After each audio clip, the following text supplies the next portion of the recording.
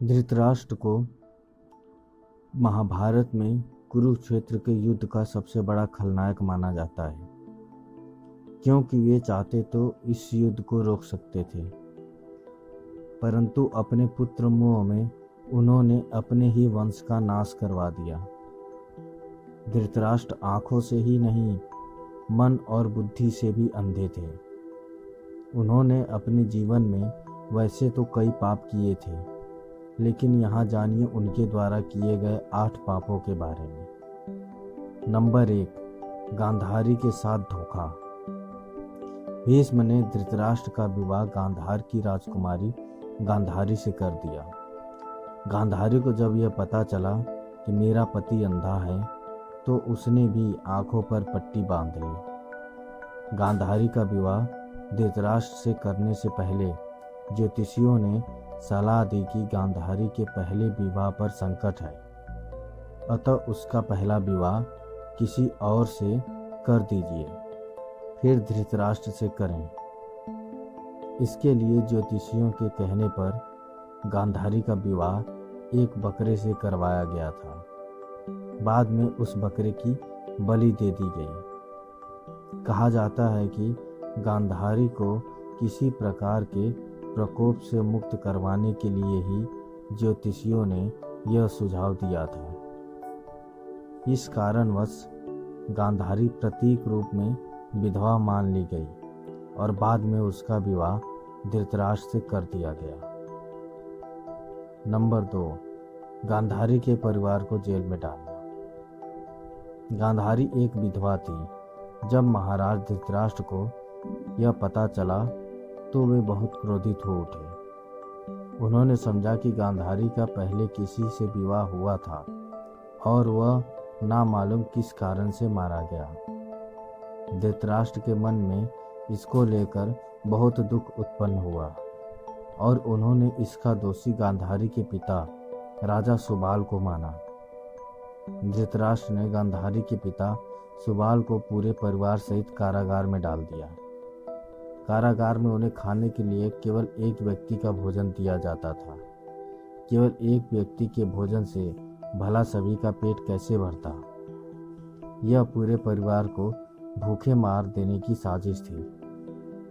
राजा सुबाल ने यह निर्णय लिया कि वह यह भोजन केवल उनके सबसे छोटे पुत्र को ही दिया जाए, ताकि उनके परिवार में से कोई तो जीवित बच सके, और वह था शकुनी।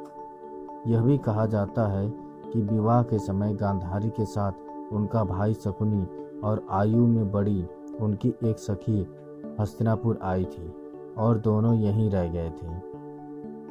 नंबर 3, दासी के साथ सहवास।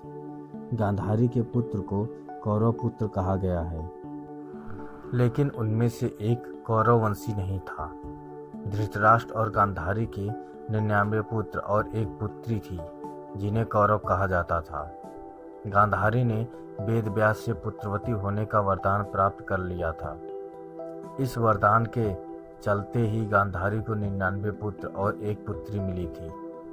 उक्त सभी संतानों की उत्पत्ति 2 वर्ष बाद कुंडों में से हुई थी। गांधारी की बेटी का नाम दुशाला था। गांधारी जब गर्भवती थी तब धृतराष्ट्र ने एक दासी के साथ सहवास किया था, जिसके चलते योत्सु नामक पुत्र का जन्म हुआ। इस तरह कौरव 100 हो गए।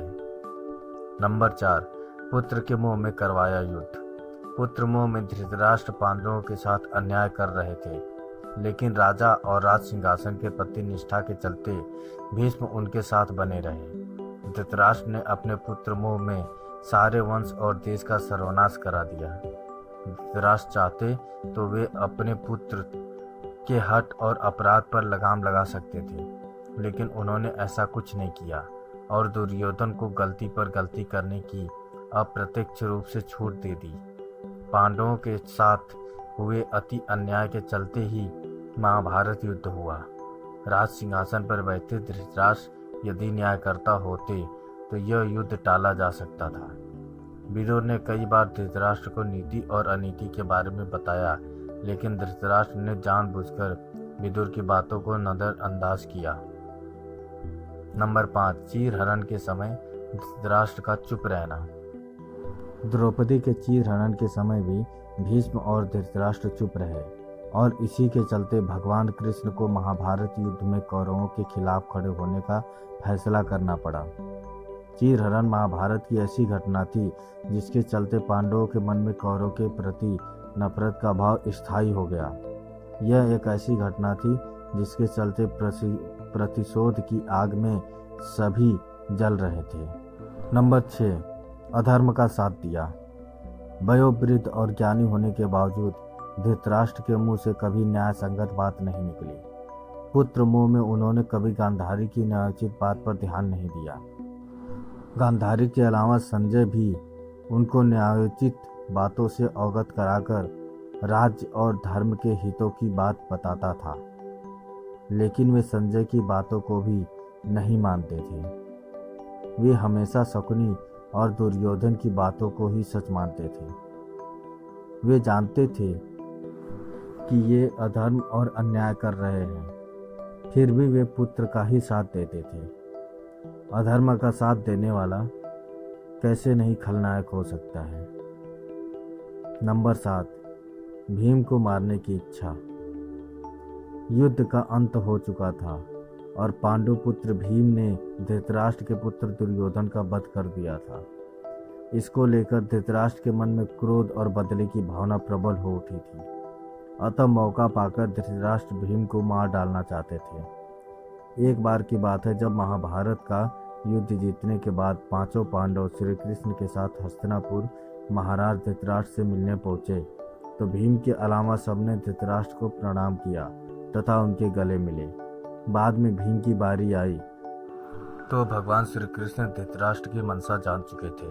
अतः जब भीम धृतराष्ट्र को प्रणाम करने उनके गले मिलने के लिए आगे बढ़ने लगे तो श्री कृष्ण ने भीम को इशारे से रोक दिया और उनके स्थान पर भीम की लोहे की मूर्ति आगे बढ़ा दी। धृतराष्ट्र बहुत शक्तिशाली थे। उन्होंने लोहे की मूर्ति को भीम समझकर पूरी ताकत से दबोच लिया और उस मूर्ति को तोड़ डाला।